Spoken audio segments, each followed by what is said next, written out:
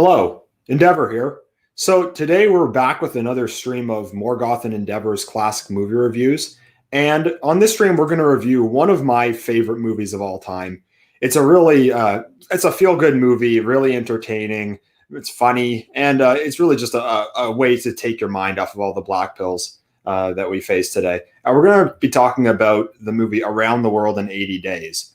It was released in 1956, and it's based on the novel by Jules Verne that was released in 1872. And I'll give a short plot summary for anyone who doesn't know. The plot of the movie is basically that it takes place in 1872, and there's an English gentleman named Phileas Fogg who's a member of what's called the Reform Club in Victorian London, a very prestigious society of gentlemen where they play cards and drink brandy, and it's really this high class club that he's part of. And he accepts a wager that he can travel around the world in only 80 days, going from London all the way east around the world through Egypt and India and China, the Pacific and America, and back to London in only 80 days.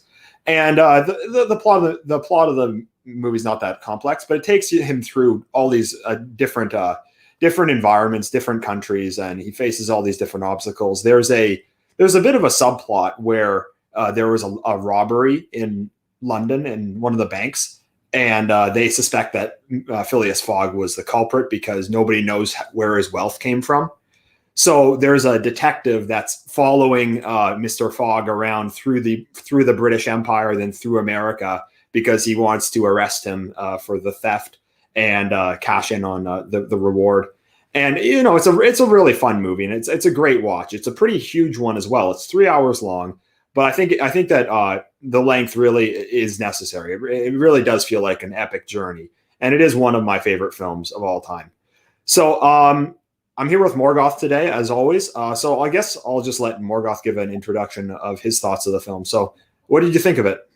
Well, yeah, we were saying just before that we went live that I've been kind of overdosing on all of these black pills and the Great Resets, and I know like one of our rules is to keep current events out of the classic movies, and that's kind of like why I really liked it, because I was like, it was as if I could feel all the tension in my brain just draining away, and it's just for 3 hours to be transported, like where everything's in its right place, and it's like it really feels comfy as well. It's not offensive in any way, and you just let it wash over you, and kind of it's just like this perfect release of tension. I love the way. I mean, one of the things I'd like to get into is that I'm probably jumping ahead a little bit, but once they're up and running, like the way you see London and the Gentleman's Club, which is all very interesting. But I love this era of movie, which is because this was made in 1956 and it's set in the 1870s, I believe. And so one of the first things I'd say about this whole era of film is just how gorgeous Europe looks. So, and I don't mean like sort of that they've made it as a like a history piece, but just from the balloon and things like that. So it's because it's after World War II, but then before, basically the age of globalism and everything that we normally complain about. And you seem to have this little kind of window of about 20 to 30 years where Europe is like in modernity, but it just looks gorgeous as well. It's before all the pause hit. Yeah, I can think of a few others, similar films. Mary Poppins is another one like that. Sound of Music, and Dr. Zhivago, even though it wasn't actually shot in Russia, it was shot in Spain. But yeah, I definitely agree with you on that one. What I wanted to start off on is I wanted to address the intro of the movie, because it starts off with about a 6 or 7 minute long intro. It's pretty long. And it's a narrator. What was his name? I can't remember the guy's name. It's an American journalist. And what he does for the first few minutes of the film is he introduces Jules Verne, who he was as a writer, how he wrote about these unbelievable adventures back in the 19th century, and basically about how far humanity had come from 1872, when he wrote the novel Around the World in 80 Days, to 1956, when the film was released. I like to often look at not only the themes of the film, but also the era that it was released in, and because it's easy for us to forget that when a film was released, something that came out 65 years ago, the world that it was released in was completely different. So what was happening at the time was that the space race was just getting started. So it was a year before Sputnik 1 was launched into space. It was 5 years before Yuri Gagarin's first trip to space, that he was the first man in space. And it was 13 years before the Apollo 11 mission, where Neil Armstrong became the first man on the moon. One of the things the narrator talks about in the first few minutes is Jules Verne's novel about the trip to the moon. So he had written a book about going to the moon, about Frenchmen taking a trip to the moon. And the narrator even says humanity has not yet been able to do this. And I do find that really interesting, because it does really place that movie in a certain era. So you know that this is like a 50s movie. But what's so interesting is that Around the World in 80 Days, it's a book about adventure. It's a book about discovery and about journeys and civilization, kind of just the spirit of European men to just go off into the world and, do something that no one has ever done before, just bring civilization to the world. And in 1956, they kind of had an idea that they were the continuation of that, and that the next frontier was the space race. So that this was just when this technology was becoming possible. I think of the scene in Paris when Phileas Fogg and Passepartout are flying over Paris in a hot air balloon. There's a funny line that because what happens in the film is that they're trying to get from Paris, it's the first destination, all the way to the south of France so they can get on a ship. But then the train line was blocked, and then they're finding out how can we possibly get there? And there's a guy that sells them a hot air balloon, and he says, "Well, I'm the second best balloonist in all of Europe." Phileas Fogg asks, "Well, who's the first best?" "Yeah, he's not available. He was buried yesterday." So, but the point I wanted to make though was that that scene where you see the balloon flying over Paris and all the people are looking up at it in amazement, you have to think that for someone in 1872 to look up and see a balloon like that flying through the sky would have seemed like absolute magic.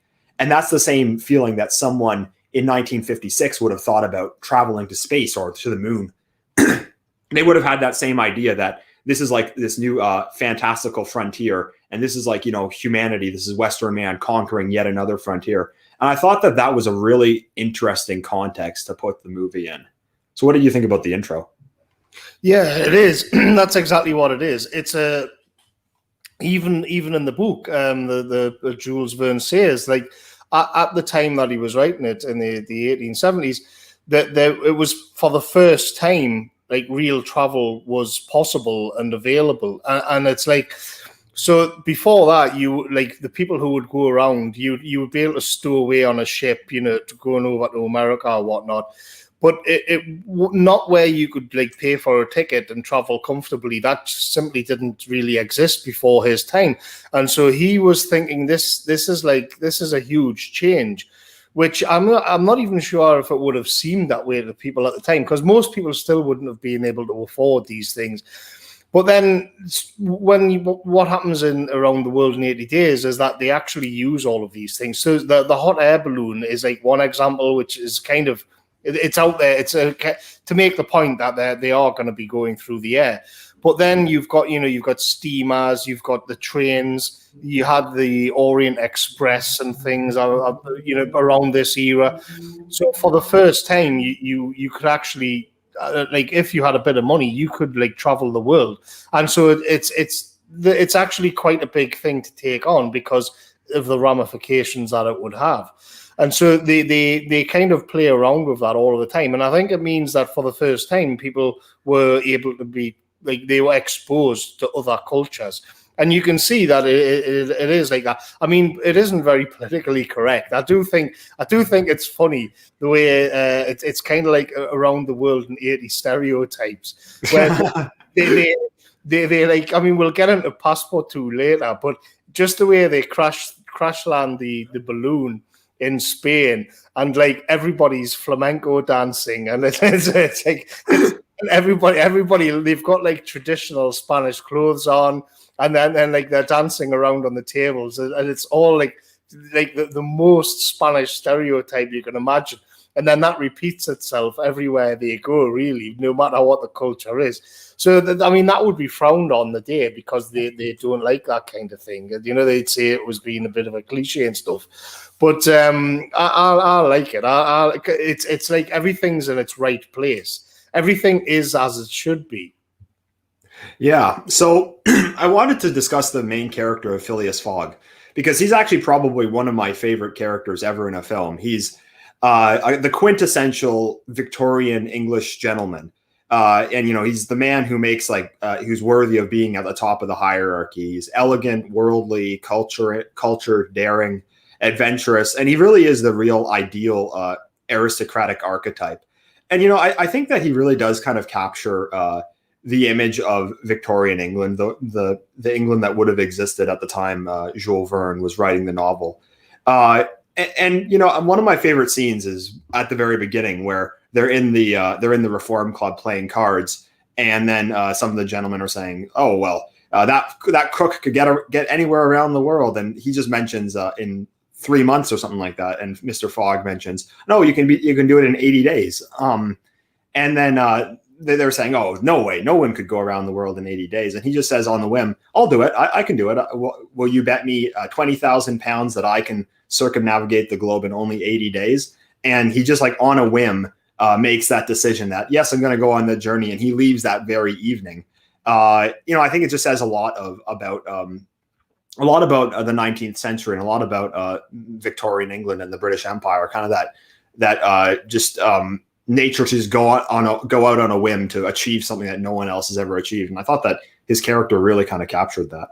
He's ruthlessly empirical as well. I mean, because Jules Verne was French, and I thought, I wonder if this is like totally exaggerated, sort of, but in a playful way, of the English gentleman, because it starts off where Phileas Fogg has just fired one of his butlers because it was something like his tea arrived and it was 2 degrees too warm, and he has to have you need to have his morning toast has to arrive at like 8:24, and it has to be like the exact brownness and the exact temperature, and if you don't get it right, you're out the door.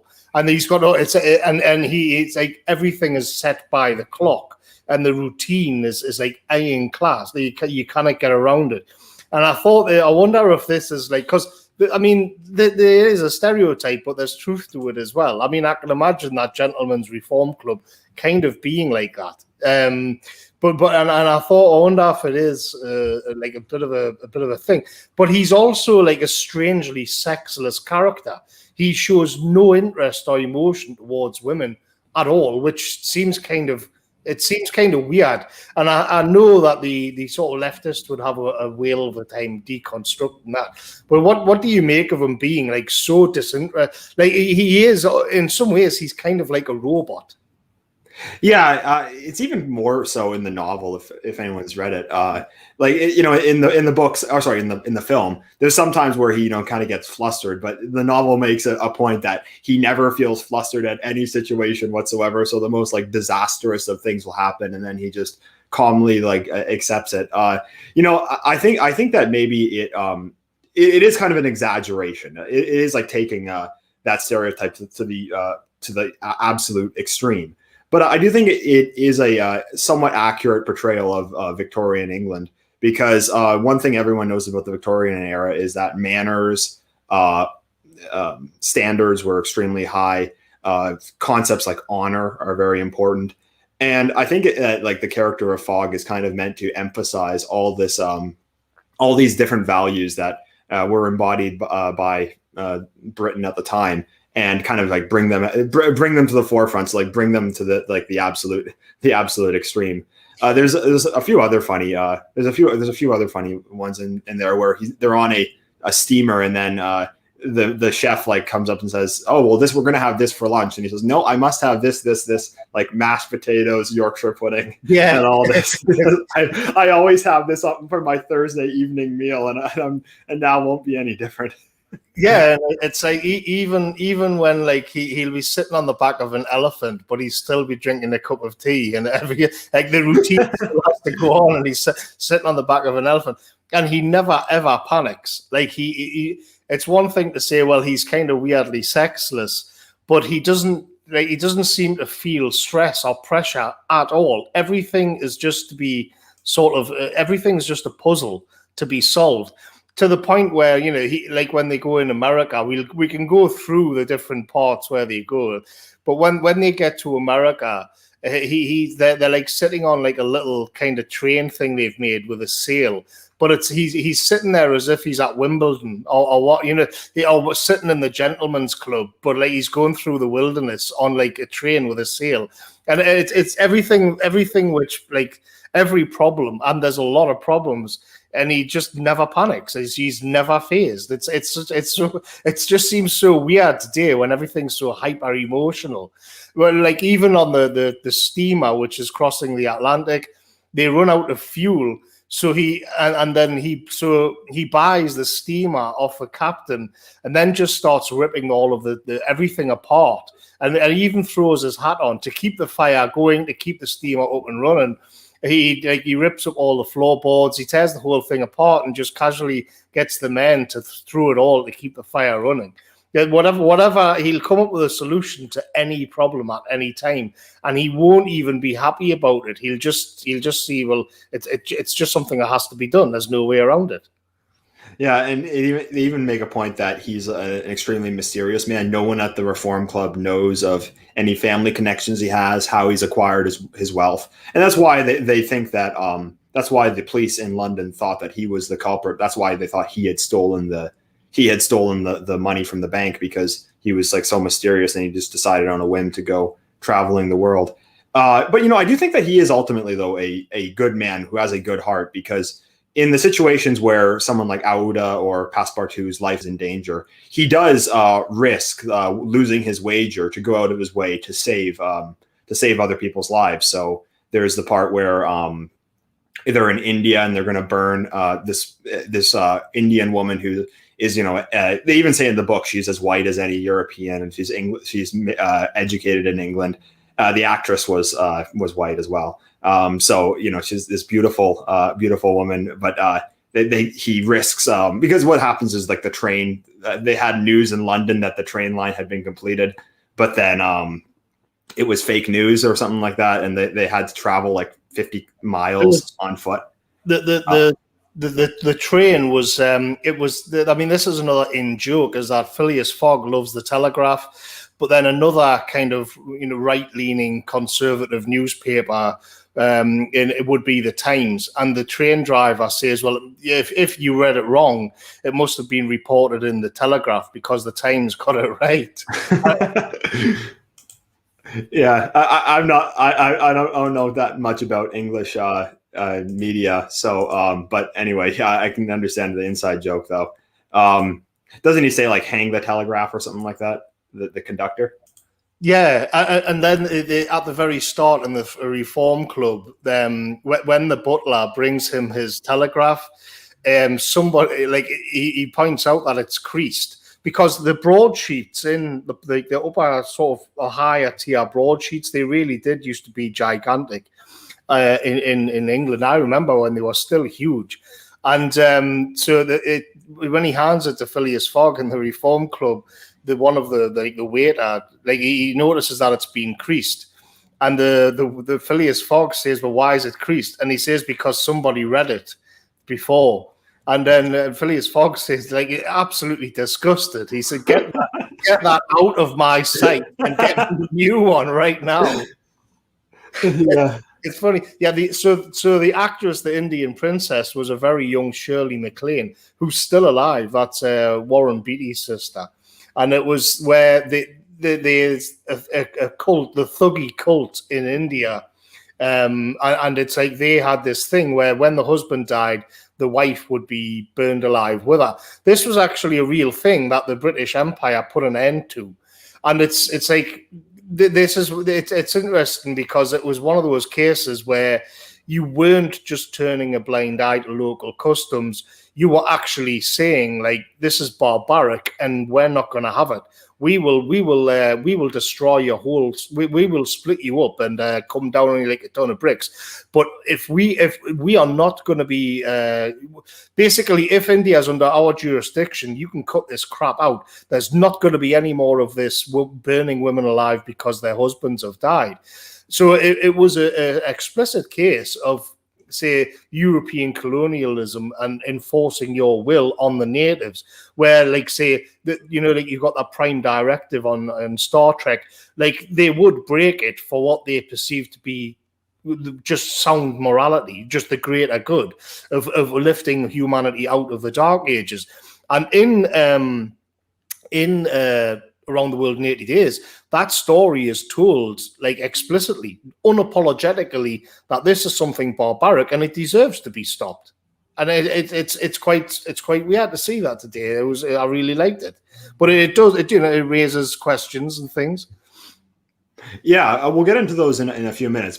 The point I wanted to make about Mr. Fogg, though, is that while he is like this, aristocratic, extremely elitist man, he does actually make sacrifices for the greater good. That's why I think he is very worthy of the role of aristocrat, because it's not just in all these modern films, like, I don't know, Titanic or something like that, the British aristocrat is always just some snob with a silver spoon up their ass who just looks down at everyone poorer than them. Because Mr. Fogg actually, on multiple occasions, actually almost loses his wager to save other people's lives. So there's the one with Aouda saving her from the Indian tribe, and also another one that I liked how politically incorrect it was. He saves Passepartout when he was kidnapped by I think it was the Sioux Indians on the plains in America, and they missed their train because of that.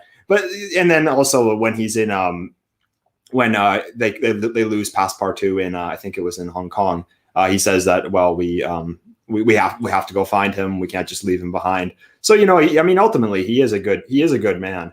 One thing I thought was funny in contrast to Mr. Fogg being this kind of really like robotic kind of character. You mentioned like a sexless man, one who like shows no interest in women until the end of the film.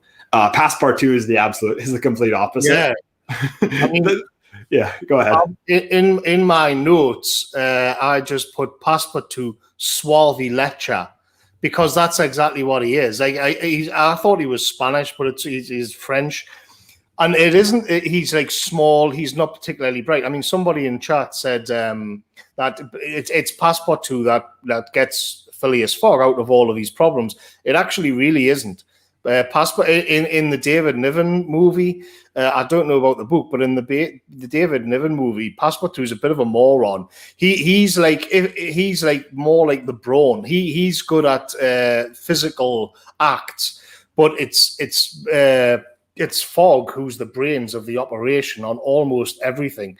Passepartout is just there to be told what to do. Like, he's the one that gets sent up the balloon to make sure the gas is still going and this kind of thing. But all of the brains is Fogg's.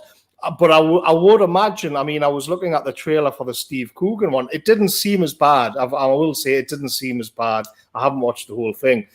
But I would imagine a more modern kind of take on the relationship between the two of them would be that Fogg was this bumbling moron of an aristocrat, and he had to be bailed out all of the time by the long-suffering kind of manservant.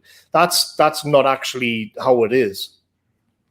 Yeah, it's like that. It's like that in the novel as well. So Passepartout, the actor that played him is Mexican. So, the first time I saw the movie before I'd read the novel, I thought he was supposed to be Spanish, but no, he's actually meant to be French. But I do find it funny that he also is like really like in contrast to Mr. Fogg, he's like obsessed with women, and everywhere he goes, he's like, oh, what are the women going to be like in I don't know, India or wherever he's going. He's the stereotypical like creepy French guy who thinks that he's smooth. It's really good. The writing is really good.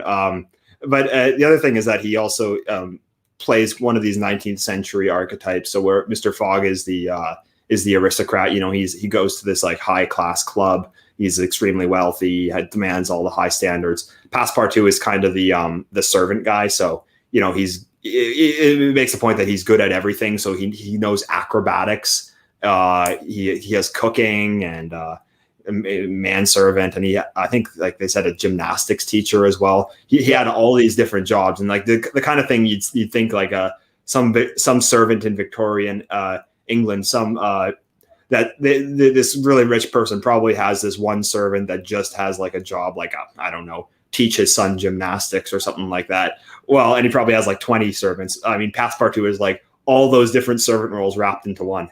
Yeah, he has a lot of practical skills, practical hands-on kind of ability to just do things in the real world, whereas Fogg is the brains of the operation.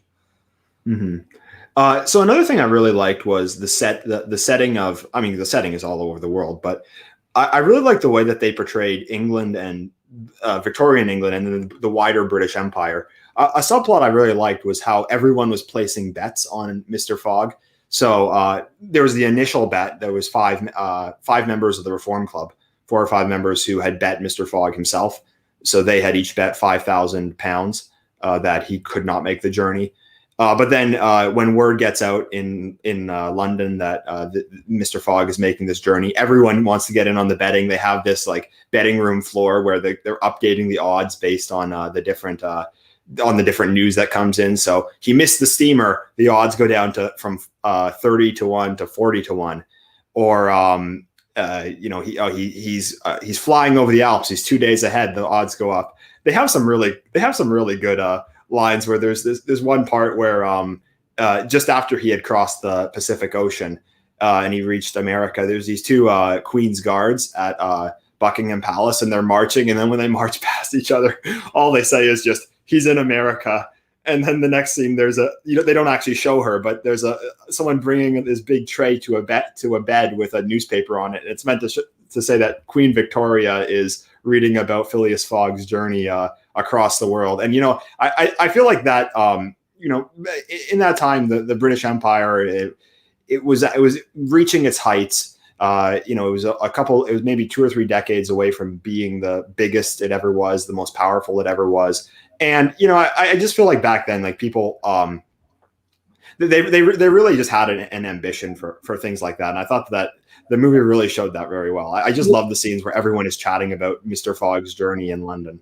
Yeah, I mean, I think it's obviously Phileas Fogg is an Englishman, and there's a lot of the British Empire in it and India and stuff. But I think it's important to look at Jules Verne was a Frenchman, and it wasn't just the British; it was European colonialism. But I'd also say that it was European civilization as a whole at this time is at its absolute peak. Now, the thing is, when people from our perspective today, you tend to be, I think it's encouraged in the media and in schools and things to think of European civilization as just a series of wars. And it really wasn't. So if you, Jules Verne was writing during the Franco-Prussian War, and then you've actually got to go back quite some way to the Napoleonic Wars. But by and large, in the 1800s, Europe was quite a peaceful place after the Napoleonic Wars, and you see that just how ahead of the rest of the world, the rest of the world were just colonies, and so this, in my view, would be like absolute peak European civilization before the bad times were set to hit. We're starting really with World War I. But I mean, you can see the first rumblings of it with the Franco-Prussian War, which was going on in the background when Jules Verne was writing this book. But for what it is, you see this where we've hit a sort of peak civilizational mode, and we can just wander the earth. And so really, it's about a European man just walking the world like a giant. I mean, as if the whole of the world is like his playground. It's to just go around the whole world on a whim, on a bet, seems to make that point perfectly well. And that would go as well for the French or the Belgians as it would for the British at this time, where the world was just the playground of Europe. And you're encouraged to feel bad about all this now. And there's, especially on the British side of it, it's, well, it was just all this banking thing. And I think you've got to be careful about writing off your whole history and just being negative about everything. Because when you look at the architecture, when you look at the way you can just enjoy the world, because you've got nothing to fear about it, or at least not much. You've always got a big army over the horizon. There's something to be said for that, and I'm not going to be ashamed of it. And I'm not. That's why I don't like this endless kind of revising of history, and we were just these useful idiots all throughout history. This is like a new sort of more postmodern take. If you go back to let's say the balloon taking off in London, and you've got St. Paul's, and then he's going to like sort of on a little jaunt over the Channel, and you get into France, and you see that France is just beautiful. He goes across the Alps, or the Pyrenees, I think, and like on the balloon, and he scoops up a handful of snow and puts it in a bucket, then puts a bottle of champagne in the bucket. So he's like chilling his champagne in a balloon going over the Pyrenees. This is all the stuff of wonder, Yeah. So ignoring the leftist critique of imperialism and colonialism that we're all sick to death of, because it's obviously just forced on us constantly. What would you say about the critiques of colonialism and imperialism from the right? I remember a couple of years ago I had a debate with On the Offensive over this. He took the position that, and he made a lot of good points, that imperialism and colonialism was a mistake. Because ultimately it's coming back to bite us now, and it didn't really it didn't really enrich us materially in the long term. But the position I took was that first of all, I do think that imperialism is kind of just the natural pathway of any kind of power on the ascendancy. I can't really think of any like emerging power throughout history that hasn't tried to expand in some way, shape, or form. Even the current American empire, which is, by the way, not to get into who rules that, but it is very imperial as well. And looking at China, that's going to be imperial going forward as well. That always seems to be how powers expand. When they're rising, they'll try to expand their influence throughout the world. It's hard to say. I can't really think of anyone who in that situation would say, well, let's not do that. Let's not try to expand as far as possible. And one of the points I made was that if you had told some guy in England in 1600 that if you embark on this colonial project, 300 years from now, your descendants are going to rule the world, they say, hell yeah, they'd go for that. And I also think that because a rule comes to an end, you can't say that it's a failure. You can't say that the British Empire was a complete failure because it ended. When all rules eventually do come to an end. I know it's a cliche, but all empires reach their end. But that doesn't mean that the journey throughout the way was not worth it. And you also have to remember what would have happened had Europe not gone and conquered the world. Canada, America, New Zealand, Australia, they wouldn't be these extensions of Western civilization across the world. And we would, and we're now on the decline. We're now facing this existential crisis. And the argument against colonialism is that we're now facing the blowback from this project, the existential crisis that people of European descent face across the world. It ultimately, this project enabled the conditions that allowed that to exist, and also created the narrative which justifies that for our enemies. But at the same time, I can't disparage that that men back then embarked on that project because we wouldn't know. Could have been the Islamic civilization or Chinese or someone that had gone and conquered the world. Because if no one did it, somebody I think would have. If Europeans didn't, I think somebody would have gone and done that. And at the same time, I think that is the cycle of civilization. Eventually, you might rule for 300 years and it comes to an end, but that doesn't mean that rule was a failure. Yeah, it is. I mean, I don't see much use in using like a moral language on it and say, well, we're going to pay for it now, so therefore it should never have happened.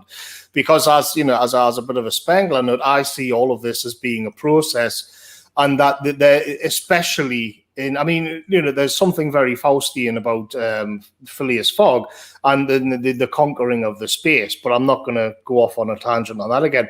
But still, there is like a cycle to a civilization, and when you're at the peak of that civilization, when you've got the wind in your sails, you don't really give a damn either about the repercussions 300 years down the line, which is kind of ridiculous when you think about it, but then also about the effects that it's having on native cultures. Let's take the sort of the thuggy cult thing, because you've got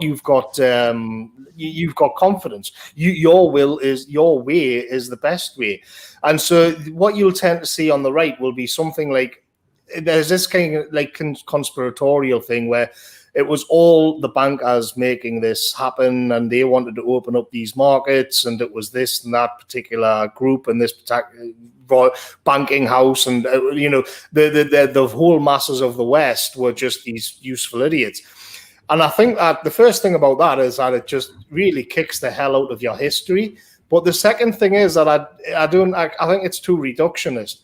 I think it was more that it's more of an expression of a will to go out into the world, because it wasn't all about money. Scott of the Antarctic, for example, that wasn't really about money. It was about discovery. And Amundsen, who beat him to the South Pole, again, it was about conquering space, and it was about, because that was the spirit. The same as going through the Northwest Passage. And so in that way, money is just a tool, or it's just a sort of way that you can actually conquer land, conquer space, in the same way that for the Mongolians it would have been horses.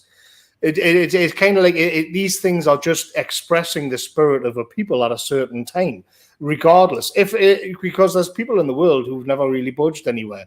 There's other civilizations, the Greeks, for example, who didn't really have much of an adventurous spirit. And you'll notice when you look at a map, you'll see them clustered around the coastlines. They weren't that bothered about going into the interior. Whereas for Western civilization, there was just no stopping it. It was in the sky and across the plains of Australia, across the plains of America. And so the opening the world up to market was just a part of that process. It isn't. I wouldn't say it was the driving force. I would say that spirit was there to begin with. Yeah, I always shy away from just looking at everything as being so cynical. Like you mentioned, it's very postmodern. We're in the modern world, we tend to think of everything as cynical. So it's hard for us to imagine, like the Puritans, for example, when they landed on Plymouth Rock in America. It's hard for us to imagine that, well, there really was this genuine religious faith that was driving them. But for people back then, they genuinely believed this. They went into the unknown for what they believed. And, that's something like, in our day and age, when no one is even willing to, nobody's willing to take a risk lest they, be called bad names by the media. People people think that there must have been some kind of cynical motive behind all of it. But I definitely think that there was a genuinely spiritual, there was a genuine spirit behind it, that it wasn't just this cynical operation. There was people that were trying to achieve great things. And I think that if I was going to take that path, then I'd have to write off all of, then all of Canada is illegitimate, like the leftists are saying today. All of America is illegitimate, like they're claiming. So, I don't want to go down that road of saying that imperialism is always illegitimate. Well, where it gets much more malicious is the way it is in the last few decades, where this has been used as a way to bring all of these people in, and the guilt tripping and all of this. That's something different. That wasn't inevitable. That had to be forced every step of the way. I think you get a young man from Plymouth, and you give him a wage and put him on a boat, and he goes off and he forms a colony in Australia, or builds a railroad in India or something. That's one thing. But then to turn that around and say, well, now he has to have all of these people coming in, that's a complete about face. I think it becomes much more sinister at that point. Yeah, and I think we have to also note that the neoliberal project, the agendas advanced by the American empire over the last 5 or 6 decades, these are imperial. They're as imperial as the British Empire was. There's a quote from Keith Woods that the British conquered the world with gunpowder. The American Empire conquered the world with the dildo. So they're not like, just like the British might have not allowed Indians to burn their wives. They're not going to let you have your traditional European society. You can look at all these different examples that we see today. For example, they're putting this whiteness study stuff in Ireland. There was documents discovered at the when after Ireland had suffered this horrible famine, and then they were people that were colonized in many ways. Not that I feel like anyone needs to apologize for that, but I mean they are being targeted under this by the same force just for being white. Like I remember I had someone from Finland tell me that they were trying to guilt trip the Finnish people for selling tar that was used to build slave ships. Because like one of the arguments that when I had the debate with On the Offensive was that they're using this as their a justification for basically destroying Britain now. And what my reply was that they're doing this with every country. Like they're saying the Finnish sold tar for slave ships, the Swedish sold metal for slave ships. It's ridiculous, but it is just kind of that justification. And then what's going to happen, I think, in the next couple of decades is there's going to be that China is going to be an imperial power. They're not going to just be satisfied with being this huge economy in Asia. They're going to expand their influence and possibly even take over some parts of the former Western world. I wouldn't be surprised within the next 20 or 30 years if the west coast of Canada is Chinese territory. That's very possible. So, I mean, I guess we're kind of going on a bit of a tangent, but from the film. But my point is that imperialism, I think, is something that is just natural. It is something that all civilizations on their ascendancy go for. Now, having said that, I think that at this point in our history, the thing that Western man needs the most is to be left alone. And I don't think there'll be any kind of there won't be any kind of projects like this in my lifetime. I think at the point we are now, we just need to secure our own lands and have as little to do with the outside world as possible. But I won't disparage the past of that, because I definitely see both the value in it that it provided for us, and then secondly that it does seem like a natural civilizational cycle.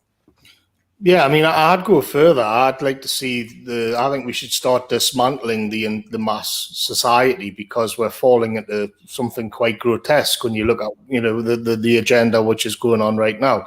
But I mean, in say, to get back to the film, you can see that that was kind of laying the groundwork for it, because one of the themes is like a shrinking world. It is that that's the whole point of the movie, is that you can now go around the world in 80 days. But at the same time, what they're saying is that it's great you can see all these different things. I mean, more cynical view of the movie would be that each of the countries looks like a postcard, rather than sort of an actual lived thing. But I think this is just the way. I think it was just a play. It's a Disney movie at the end of the day. They didn't want to, spread you full of doom and gloom. But the point is that each of these places are very distinct. When you go to China, and then when you go to Japan, wherever when you're in the Middle East, when you're in Spain, when you're in France, all of the director has gone to great pains to make all of these places very distinct, and then celebrated the fact, like genuinely celebrated diversity. Whereas what we have now, what they call it diversity, but what it's really doing is making everything the same, so that eventually what makes Japan different from, say, India or the Middle East is just a kind of artifact. Because most of the things they like, say, technology, the aesthetics, the buildings, the cars they're driving, they're all using mobile phones, they're all hooked up to the internet, they're all on Facebook, so all of these things are this breaking down and making everything into the same bland thing. That's mainly neoliberalism, but also and technology as well in general.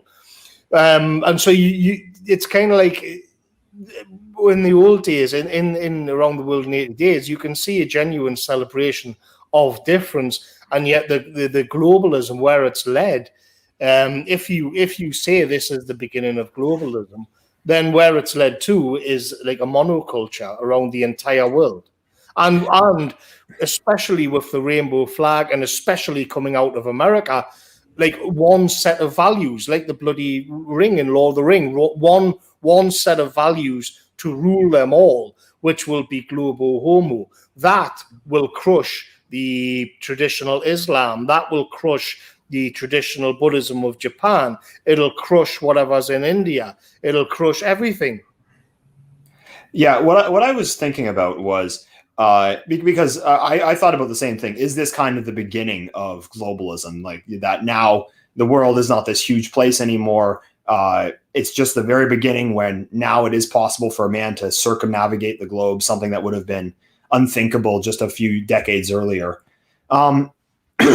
So yeah, is the problem one that's technological or spiritual or a bit of both? Because I thought that, yeah, it's true that today, sorry, today it's possible for a latte drinking shitlib from San Francisco or something like that to travel through India because they're in some search of some inauthentic cardboard cutout of spirituality or something like that. Whereas, in the 1800s, it would have taken some really rough English soldiers to go through like the Thuggee cult and stuff like that. So materially, it is just a lot easier. But at the same time, I don't think that's all there is to it, because I think that a lot of it is spiritual as well, because like you mentioned, if someone went around the world today, if you went like through India and Egypt and America, the only different you just see people everywhere wearing blue jeans and eating McDonald's burgers everywhere. And like you mentioned, the only genuine difference would be these artifacts. I don't know if that was baked into colonialism and modernization from the get-go. I do lean towards the explanation that was a lot more ideological and came about a lot later, probably, at some point in the 20th century, because, like, for example, they even have a subplot about this in the movie that Passepartout and Mr. Fogg actually get arrested in India for desecrating a pagoda. So it's a bit different in the novel, but what happens in the film is that Passepartout, because there's a scene also when he's in Spain where he's doing bull taming, where the bull charges at the pink cloth, and then when he goes to India, he tries to do the same thing, and then the Indians are outraged at him because it's a sacred Brahmin, it's a sacred animal, and he's running away from them, and he runs through a pagoda where these Hindu guys praying. I think they're Hindu. I don't know what religion it was, but this was actually a crime in the British Empire to desecrate a indigenous religious ceremony. So to run through a pagoda like that with your shoes on was actually a crime, and Mr. Fogg has to bail him out of jail because otherwise the 14-day jail sentence would have ended their journey. That's why I just feel like I don't think that necessarily globo homo was baked into modernization. I do think the modernization aspect definitely makes people softer, that's for sure. But does it? Is it impossible to have a something spiritual, something unique? The genuine diversity where you go to Japan and America and England and I don't know, India, and there's like completely different societies there. Is it possible to have that? To have something resembling that spiritual with modern technology? And it's a tough question to answer. I mean, the problem is if you look at, say, Shanghai, that Shanghai as it stands now would have been completely alien to any Chinese person 100 years ago, because basically Shanghai has just become New York. Aesthetically, you look at the skyline at nighttime, there's almost no difference between that and New York. So what it is, they've taken on board the Western civilizational forms in the same way that they'll get like a Mercedes and then they'll break it apart and study it, and then they'll make their own Chinese version of it. And it's a bit, everybody will say, well, they can't get the designs right. They can't design cars as good as Italians and Germans can, which is true. But it's because it isn't sort of natural to them to do that. What they're trying to do is copy the forms of and aesthetics of a different civilization. So that's the problem. I mean, what I would say as well, when we were saying about how lovely Europe looked, like before neoliberalism, is because it did still look, and this is in the 1950s, and I would say even in the 1970s, it looks more authentic because it's before neoliberalism and the commodification of everything. So, I mean, France is actually a funny one because they held out. I think they had certain laws which was like prioritized. They were using the state to give an advantage to French businesses over multinationals for quite some time. I'm not sure how that went. And France used to be sort of like the French right would be anti-capitalism and anti-American for the precise reason that eventually everything just begins to look the same. And so when you see the images of these little villages in France from the balloon, and it's got, you know, the accordion playing in the background, it has that distinctive feeling and look of like a rural French village. I mean, in the film, they even pause and just give you this lovely kind of beautiful shot of the horizon, and you just get this huge shot of the rolling French landscape. And you know, then eventually it'll have roads, it'll have motorways built on it, and you'll begin to see these brands arriving. You know, you'll begin to see McDonald's or Coca-Cola, and then each of those cases, what they're doing is kind of they're laying claim to the territory of that place. Yeah. So I think that, you know, what's interesting about them filming where they filmed this movie is that in the 1950s, I have to imagine they probably didn't have to do that much work to reconstruct a period accurate version of Paris or London.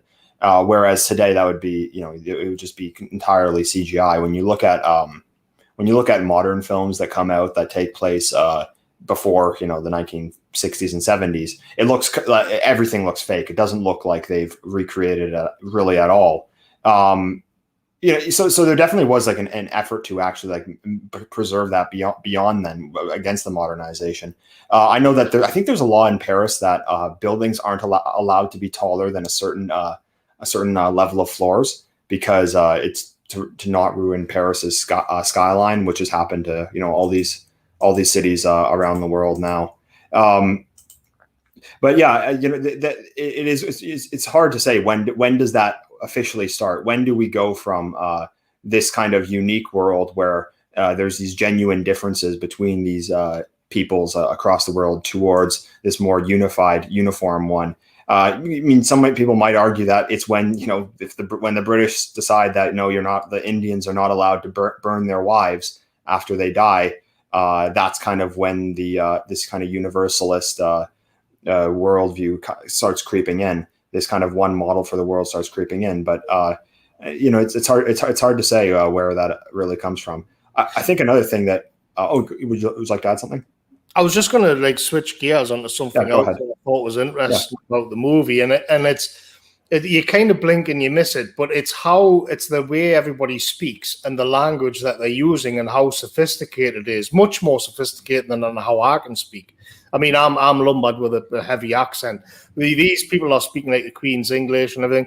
And there's one scene in it where you've got it isn't stated explicitly, but it's near the end, and you've got a couple of like prostitutes or like a couple of old street tarts gossiping, and they invoke they mention something about Phileas Fogg, and they mention something about Mars and Jupiter. Like they're referencing Roman mythology in the context of like Phileas Fogg and what's in the newspapers. And it's really funny because they're supposed to be working class people with no higher education or anything. And it reminded me, I read Mark Stein's America Alone about 10 years ago when I was still a bit of a neocon, you know, before I began to see through all that stuff. But there was an interesting passage in that I wanted to bring up, and he's on about the general declining standards in America and how America's going to hell. And he's like, because it's becoming too big government with left-wing social values being forced on everybody.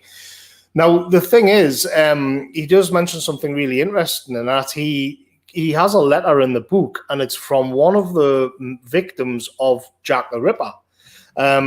Is it Mary Fagan? It could be. Could be. I can't remember the name, but it was a young woman, and she never went to school. She didn't have any formal education whatsoever, and she didn't even come from London. She drifted in from some dumpy little village somewhere in a life in poverty and ended up living in London. And she wrote a letter back to her sister or mother about how life was in London. So this is like around about the time that Around the World in 80 Days is set. And Stein pointed out, like, just look at the language she's using. So the language was very, like even she's never been to school, but like she could still write a letter, and it was really well written and punctuated. And she also got a lot of feeling in it, so that you could really sense what she was going through in London in this short letter that she sent to her sister or whatever. And then Stein contrasted that with a letter, an email that was sent out from the mayor of Detroit. Like, this is 10 years ago.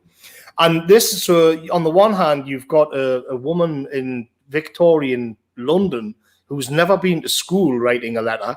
And then you contrast that with an email sent in like 2009 by the mayor of Detroit. And it was almost impossible to read it. It was so bad. Like, and Stein's point was like, this isn't just a matter of education. This is a matter of a civilizational decline. And I thought that was a really interesting point.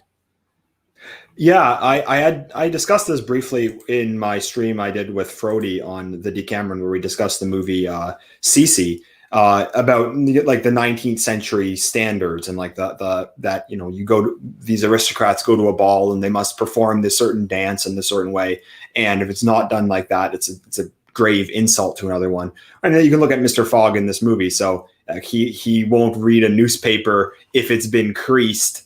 Someone else has touched it, so now it's unacceptable to him, or that he wants his toast to be a certain temperature, even though it's impossible to measure the temperature of toast. And what the leftists do these days is they'll look back at something like that as ridiculous. They'll say, well, that's just like elitist snobbery from a bygone era, and we've overcome that now. But I really don't think that was the case, because you can look at these standards and you can think they're ridiculous on their face, but when they start to slip, that's when you really do start to see a decline. I'm not the first one to point out that this slippery slope argument that the left has made is a complete load of shit, because when you let the standards slip slightly, then they continue to slide. So when you no longer have to when you no longer have to take your hat off to the king, well, you no longer really see that as a valuable institution anymore.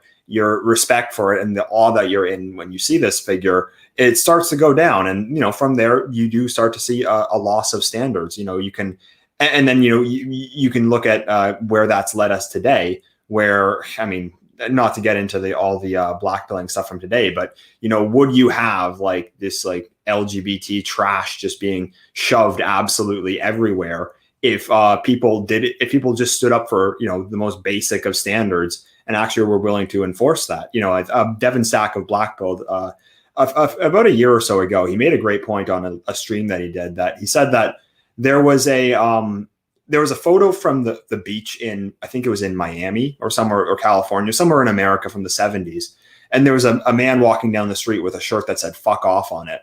And what the point that Devin Stack made was that once people were willing to accept that shirt, that's when we were lost. And, he got a lot of replies from libertarians saying, oh, well, kind of the, you're the think about the children kind of type. But I mean, it is a good point, because when you actually look at a conservative, hierarchical, functional society like existed in the 1940s, people would not have accepted that. If someone had walked around like that, they would have been told off by someone like that, by someone on the street. It wasn't really something that people were going to accept. So, people can look back cynically at the Victorian era today and look at all the standards they had, and just say that's all just elitist oppression and privilege, or whatever leftist buzzword they pull out. But no, holding up those standards really does matter. You're getting to the point where, like you mentioned, you're probably going to have the mayor of Detroit within the next couple of years not even being able to read English, even though it's his native language. So yeah, standards are that is like civilization is upheld by standards. And I think that's kind of why Mr. Fogg's character is like so exaggerated, that he just wants the absolute highest, because that is ultimately where order and greatness comes from. Yeah, he is at the absolute tip of a civilization which is at its peak. Like, so he does come across in some ways as being like not human or a robot, or that's from our degenerate perspective today. You could just say he has very high standards because he has to.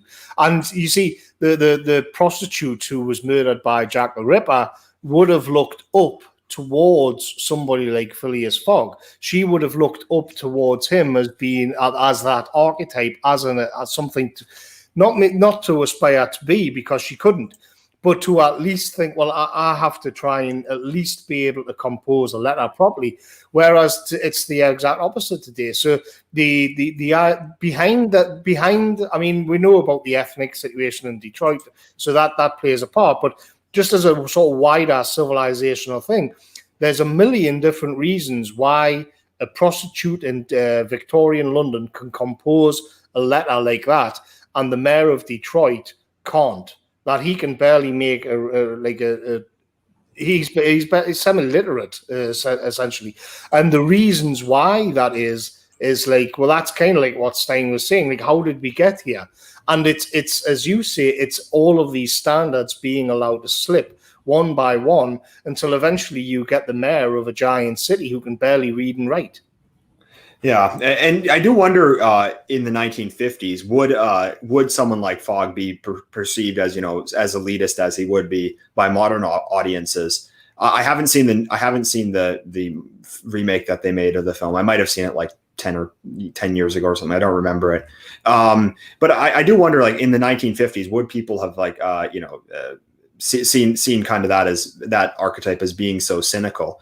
I also wonder, like, was the 1950s kind of the last time that maybe like someone in Britain could actually consider themselves as being like that man who's like on top of the world, maybe not as high as he used to be, but still that kind of still kind of a superpower, I do think that the nail in the coffin for the British Empire was World War II and the loss of India. But before Suez, which also happened in 1956, there was still a sense that it was a respectable superpower of a country. And after they were humiliated in 1956, it really went downhill from there, and the empire just fell apart within the next couple of years.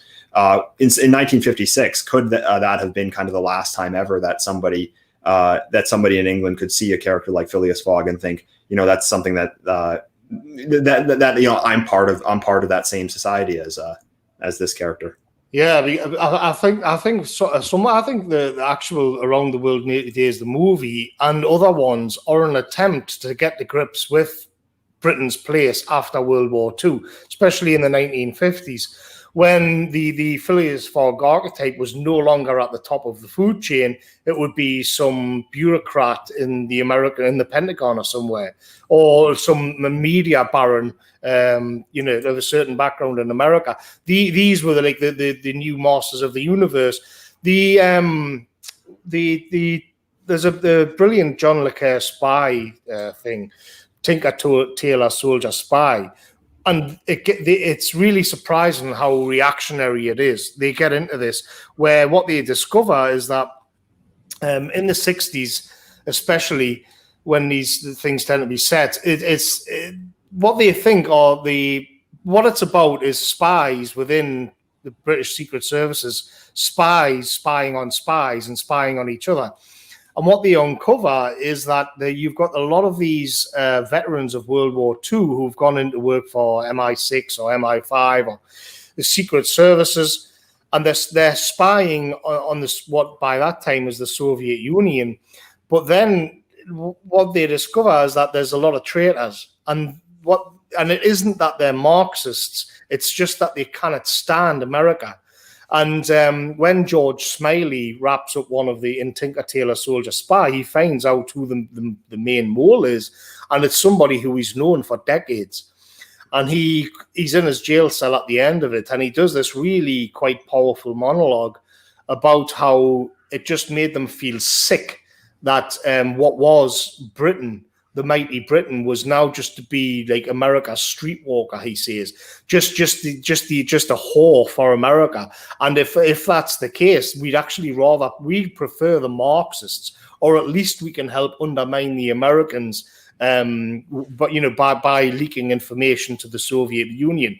But for them, America was the big Satan. America was the problem, and it's a really interesting spin, because it isn't that, oh well, we're just a bunch of communists. It's like, no, but they weren't. They were actually more like old school Tories, but they just couldn't stand the American empire, because they had been told that this is the new paradigm now. We as Britain, we will take our orders from America, and we are going to back them up on whatever foreign adventures they go off on. And this would have come in at the British deep state. They would have got the memo, and so they rebelled against it. And I think there was a lot of that, but it would have like manifested itself in different ways.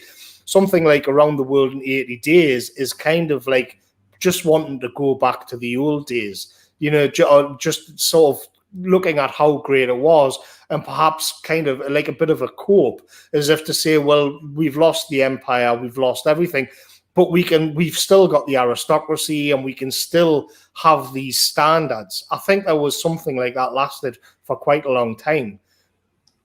Yeah, so I haven't seen Tinker Tailor Soldier Spy. I might have seen the remake, but I'll definitely have to check that one out. It takes quite a bit of foresight for a right winger, in the ~60s to say, well, no, it's actually America that's the great Satan, not the USSR. But they'd turn out to be right, because just got to compare Eastern Europe to Western Europe today.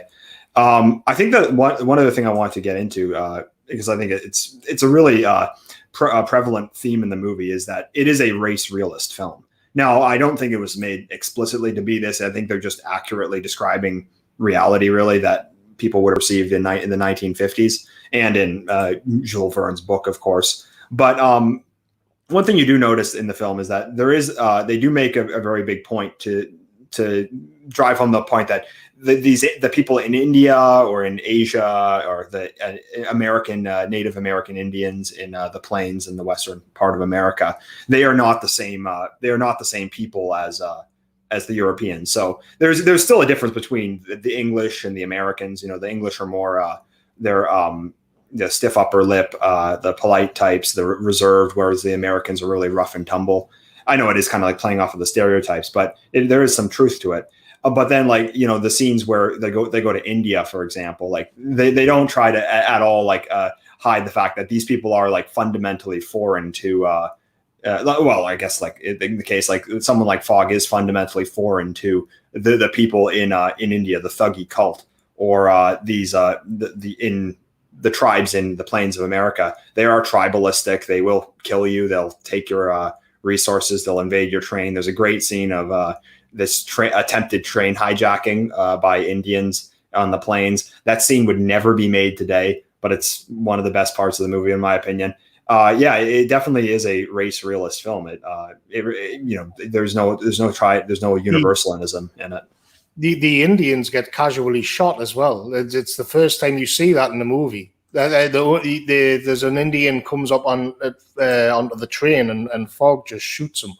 I was quite surprised. And then of course Passepartout gets kidnapped and put on a totem pole and set alight. And it's not exactly Dances with Wolves. But the thing is, what's funny is that America, the way that America comes across, it's the least civilized of all of the places that Fogg goes to. By far and away it is. I mean, America is more barbaric and violent and chaotic than India and the Thuggee cult. It's as soon as they arrive, it's like you've got drunks rolling around on the street. It's all raucous. There's no hierarchy to it at all. There's just everybody's in it for the money. And then you've got there's really strange, because you've got these two. It's as if they're in the middle of some big political campaign that's going on in this town where they arrive. I think it might be San Francisco when it was. Yeah. And so you've got these banners across the street where there's two political candidates, and like you've got all these like bullshit artists and snake oil salesmen coming up and trying to say, well, you're going to need to go with our candidate. And then the other ones, no, my guy's better. And you think, oh, hang on a minute, like we never saw any of this in Japan or the Middle East or Spain or India or China. Well, this is like new. And it seems like America is just this chaotic, divided basket case, like right from its inception. I love the scene when they're taking the train. I can't remember what state they said it was in, but there's a bridge that the train needs to go over. But there's guys who flag down the train. They say it's too heavy, you can't cross here. And then they give the conductor a shot of whiskey, and then he says, "Yeah, let's do it." And then they drive over the bridge, and it collapses behind them. It's really quite funny. But yeah, there's a pretty stark contrast between the saloon in San Francisco, where Frank Sinatra's playing on the piano. That's interesting. He made a cameo. And like everyone's fighting each other. They go over to a table, and then there's this guy who gets like a big knife and then cuts a piece off of a big pork and then shoves it in his mouth with his hands. Pretty stark contrast between the Reform Club, where everybody is swigging brandy and reading newspapers and playing what's the card game called? I can't remember what the card game. Whisk, yeah, they're playing Whisk. So yeah, they even it's not a I wouldn't say that the race realism in the film is like necessarily offensive. I mean, people wouldn't accept it today, obviously, but I don't think it's meant to like actually disparage any of the groups of people that it shows. I think though it is kind of just meant to kind of accurately portray them, and then like kind of take it to the stereotype to its absolute furthest extreme. But I really like how they do that. I really like that touch in the film. Because go ahead. I was just going to say on the subject of cards and whist, like the Passepartout like says the only thing Phileas Fogg gets passionate about is cards, and you see him playing cards, and almost every time you see him, he's sitting down and playing cards wherever he is. And there's a scene with Shirley MacLaine, the Indian princess, when they're on a steamer ship or something. I think they're on the way to Hong Kong or Japan or somewhere. And he's telling the story of how he beat somebody in a game of cards, and he gets really emotional and carried away. And but the scene is that they're standing under the moonlight, and he's looking off, and he's got this beautiful princess at his side, and you'd think he'd be like trying it on. You'd think he'd be trying to impress her, and his banter is like an amazing game of cards that he had, and he's almost got tears in his eyes, and she's like swept away with it. Oh, this is such an amazing story. Can you tell me more about your card games? And he's like, well, yes, of course. That's as carried away as he gets. Totally under control. Yeah, I also like the rivalry that he has with the Colonel. I think his name's Colonel Proctor.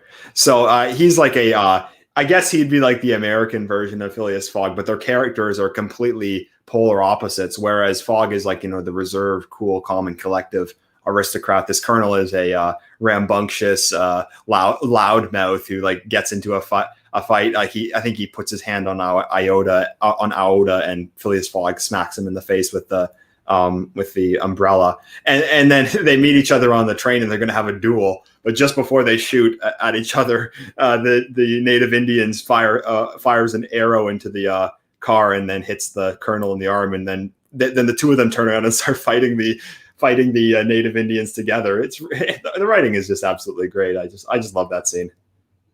Yeah. It's like a comfy pair of slippers. The whole movie is. They really did like linger as well. There's a lot of like dancing, and there's like whole montages which last for minutes long of the sunset going down on the Indian jungle and all of this kind of thing. Yeah, I mean, I suppose back then, people wouldn't have seen these places in color or in that quality. So that is actually another thing as well. Yeah, that was quite new.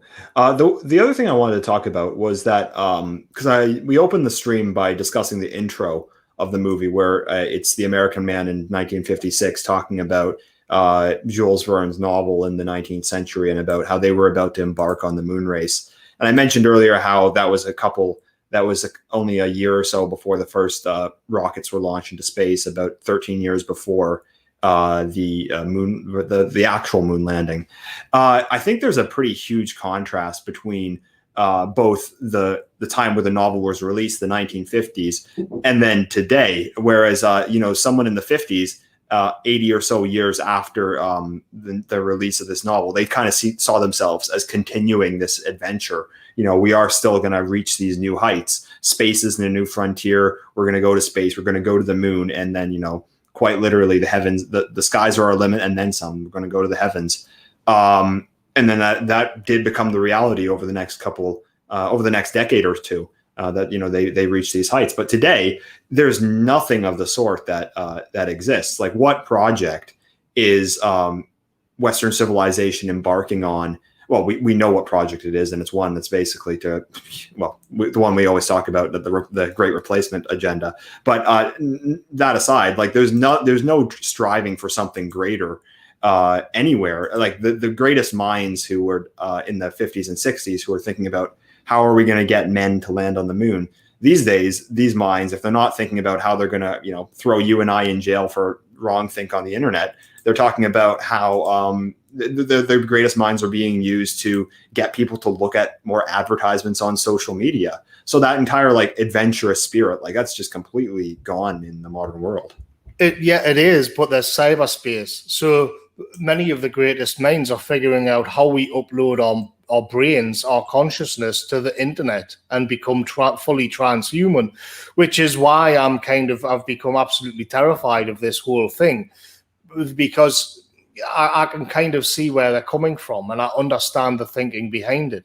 So instead of it being external, where we go up into the stars or build space stations, it becomes something internal. It becomes, we go inside the computer, we go into the internet and explore all of these amazing possibilities. It just means that you're going to have a chip in your hand, but it's still kind of going into the next frontier, but it's the exact opposite of what we should be doing in my view. And I feel like day by day we're slowly sort of just falling into the machine of our own creation, and this is why I'm just opposed to it. But I understand where it comes from, and it is like an inversion of the space race, where why not instead upload your consciousness to the internet, and you can have access to all of these alien worlds which we will create. I was reading a thing before about how eventually it wants to be where you can enjoy, you can enjoy the smell of the sea air on the Adriatic coast, like from an apartment block in Liverpool, and this kind of thing. So that's what they're busy doing, and I just find it horrible. Yeah, and even with a lot of this technology, I'm no expert on it, so I don't really know its capabilities, but I still feel like it could be used for something that's actually ambitious, something that actually is life affirming and spiritual. I don't know what that is. I mean, I certainly don't want to be uploaded to this cyberspace or whatever. But I think of the Morgcast episode you made on the Internet of Bodies, whereas all this new technology, maybe there is theoretically could be used for interesting new endeavors, no pun intended. But it's really just being used to make people better consumers, or to make them to make sure that you don't catch a cold or something like that. That document you read through, it's just terrifying what they're thinking of doing with humanity. The ambition is that eventually you're not ever going to have I don't know what is it. You're never going to catch a cold or something like that. You're never going to catch the flu. I mean, that's why everyone's staying home now, wearing these masks that don't work, because you might just get sick for a couple days or something like that. I mean, all of it is just all this technology. I think there is potential in it, but it's just going in the completely wrong direction. And I think that ultimately is a spiritual problem. Yeah, and you've got Bill Gates mapping every single inch of the planet, and so you can go back to Phileas Fogg, and he was confronted with a problem. How do I get around the world in 80 days? And it was this grand adventure and seeing the world and interacting with all of these people, like life, real human life and danger. You know, that's what the story is about. And then making it all the way around and getting back home again. Well, now it's like just reducing everything to a spreadsheet. It isn't courageous. But then the technocrats, they would see, well, that's redundant because it's just a purely utilitarian way, like to actually set off and do something which was, you know, what, say, just to keep with the theme of the stream, what Phileas Fogg did was actually courageous and it was an adventure. But then how do you explain what an adventure is if your only language is mathematics? If it's all about information and data, how do you actually explain what poetry is? Or how do you like the thrill of flying in a balloon over the Pyrenees and then, you know, taking the ice off the top of the Pyrenees and keeping your champagne cooled with it? Like these are like beautiful moments of what it means to be alive. That's why they put them in the movie, because they understood these little things are what make us human. And the technocrats, they understand absolutely none of that, nothing, which is why I find the world that they're busy creating hellish, and I oppose it with like root and branch, everything about it. So you think, well, what do you do about it? And I think the only response can be that you've got to break apart the mass society. Otherwise, this is where we're going to go. And there is where you just end up like a cattle. Either way, we're edging further and further away from the Phileas Fogg, not just because of the high standards, but just the love of life and the adventurous spirit of it all. They would see that as being too dangerous. You got to wear your mask. You've got to take the vaccine. You've got to do all of these different things to keep you safe. It's all about your safety. So what it actually makes life worth living is just, you know, well, we've ran the numbers, we've done the maths, and we're going to ban it. Yeah, and I think that, unless you have anything else to add, that's probably a really good place to finish the stream, because that's pretty much why I love the movie. It's one of these life-affirming, grandiose, funny, exciting journeys about, you know, the European spirit and just, you know, these life-affirming adventures that, you know, with a bit of drive, with the right. With the right worldview, with the right idea of adventure, you know, I think that is possible, and I guess that's why it's a movie that I recommend everyone watch. You know, in this soulless world of consumption, it is one that is really life affirming and exciting. Is there anything else you wanted to add for the end of the stream, Morgoth?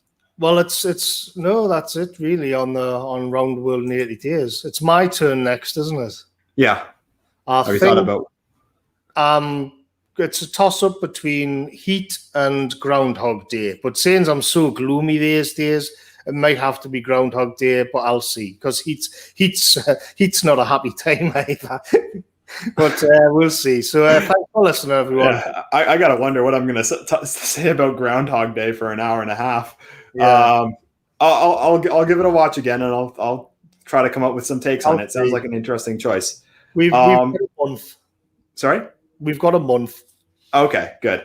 So keep an eye out for that next month, and thank you for everyone. Thanks to everyone for listening, and I'll talk to you all later. Have a good evening and good night.